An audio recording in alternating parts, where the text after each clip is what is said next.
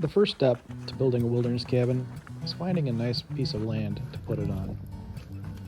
I like to search in the winter when all the trees are barren, so I know what kind of protection I'll have. Unfortunately, I wound up searching high and low in the midst of a blizzard.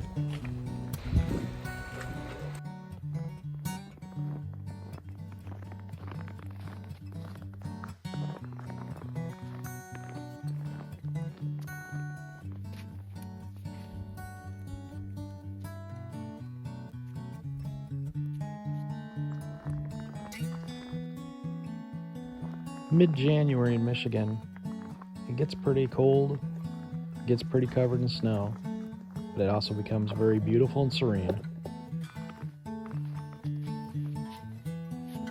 After searching many months for a perfect spot, I finally found it. Nice and private, nice and secluded, nothing but sounds of nature.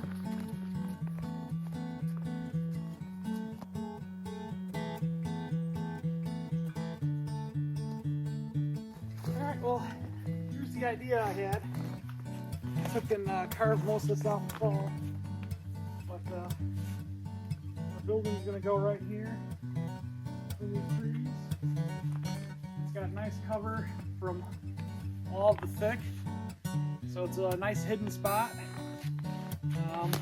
No one will ever be able to find this place except for me.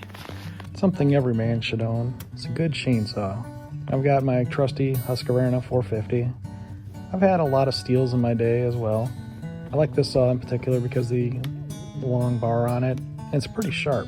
I can cut small branches with it without even trying. The first thing you want to do before heading out in the wilderness is always make sure that your saw is all gassed up, oiled up, nice sharp chain. Make sure that the tension is set. You don't want to waste time going back to the city to get any kind of supplies you may need. It's always best to double check everything and make sure everything is in top condition. I'm fortunate this year to have bought a Polaris Ace 570. I absolutely love this vehicle.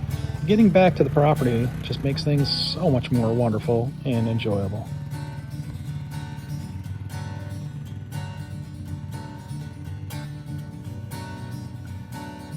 Uh-oh, looks like we got a tree fall I need to take care of here. This is where that trusty chainsaw comes in hand.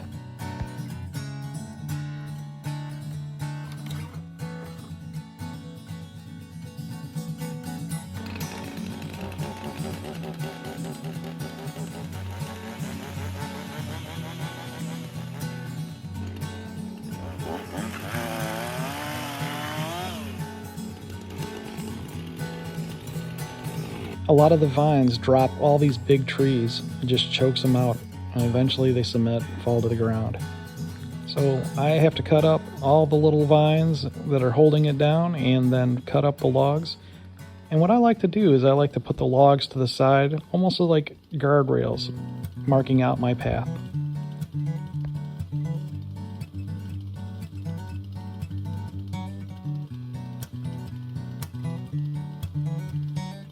You can see the perfect deer path walking down the trail. You get a lot of traffic coming through there. I'm glad I thinned it out for them to walk through. The snow is so thick and it falls down from the trees. It's like getting dusted all the time. It's awesome. Widening this trail so I can get my Polaris Ace down it. It's going to be a game changer so I can get supplies in and out of the cabin.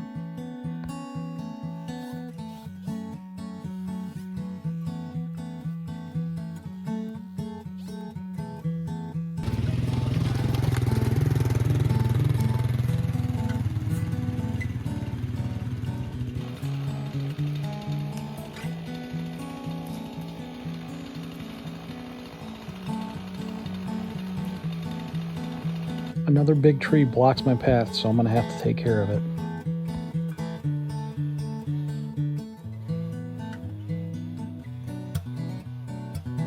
Unfortunately, I managed to bend my chain so it won't actually ride on the track anymore. I'm not sure if I need to replace my bar or not, because this is the second chain that I bought within a year. So luckily I have my little chainsaw to help clean up some of the small stuff, but this big log is still going to present a major challenge. I tried lifting this log with all my might and I could not move it. It was just soaked to the bone and weighed way more than it normally does. So I decided to get smarter instead of working harder. And we're going to use the ace and just drag this thing right out of our way.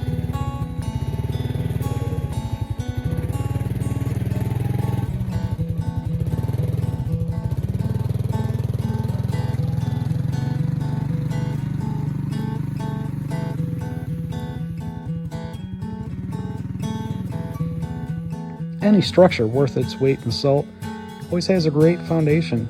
So I took and I picked up some of these cement block anchors, deck blocks, just 4 of them to start with to kind of mark out my area. Now that that tree is out of our way, we can continue our excursion. This area is so beautiful and so secluded. I'm absolutely going to love spending time here. For right now, I'm just going to take and mark 4 corners of where I believe the cabin will go. It's going to be 12 by 16, and I'm just kind of finding a groove where it seems to fit pretty decently. I'm not measuring or anything right now. I'm just finding a decent spot. I'm also glad to see that the water table isn't that high right here with all the extra rain that we got just a couple weeks ago. It's kind of crazy seeing all this heavy snow shortly after.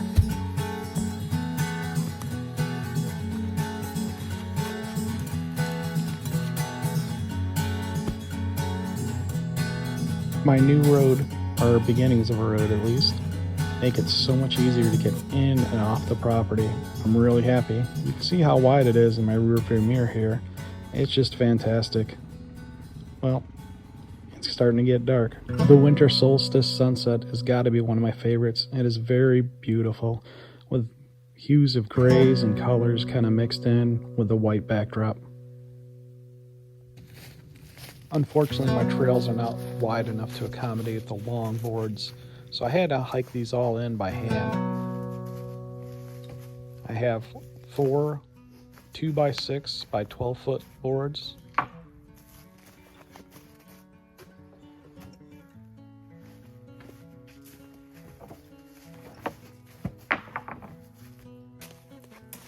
And 4 2x6 by 16. This cabin will be a 12 by 16.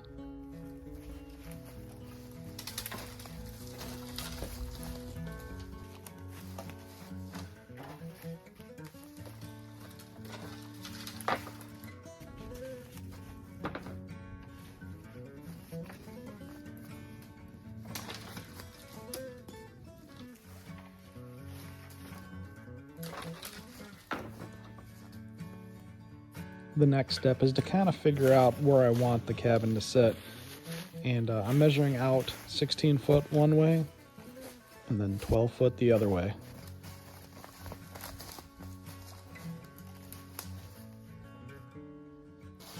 Now that I've got the basic idea and make sure that I have enough room in between the trees where I want the cabin to sit, I'm going to start placing my blocks.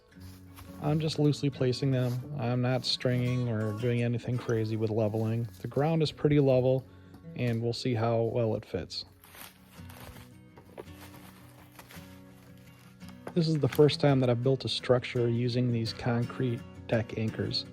I really like them a lot because they have a plus groove cut out in them, so it'll accommodate any 2x, anything that you put in there, or if you want, the top is also cut out in a square, so you could run vertical 4x4s in it. So they're pretty handy blocks. I kind of consider it like building with Legos. It makes life so much easier. It's much easier than trying to bury posts. It's much easier than trying to, set on, vertical 4x4s on top of just regular patio stones. This is a really easy way to build. They're very solid, they're very secure, they're very rigid, they don't move around a lot. The ground is rock solid, so I had to use a mining pick to get it nice and smooth. Just trying to get my 2 blocks level. They were a little bit off, and come to find out, they weren't really off that much. The ground was pretty level. Turns out the wood was just a little bit warped. So I'm just really screwing in the boards really tight and trying to pull it in a little bit to pull the twisted board a little bit more straight. I'm using 3.5-inch deck screws. Most of the time I would recommend nails for something like this because nails have a much better shear strength than screws do. Screws will literally break right off, whereas nails will hold thousands of pounds. So the only reason why I'm doing it this way instead is because I got the deck blocks and I'm cold and I just want to get this done as soon as possible. I'm starting to feel really energized now that I've got just the basic square structure nice and square on all 4 corners. I'm starting to put in the top screws to mark where my joists will go, and then towards the end here I'm going to lay down the 2x6x12s. I'm just going to lay these on top for right now until I can get more daylight to come back out here and finish. And this is where I'm going to have to take a break, and I hope you guys stay tuned next week, and I will continue building the deck base, and I will show you where I'm getting pallets from. Till next time, Jeep Creep out.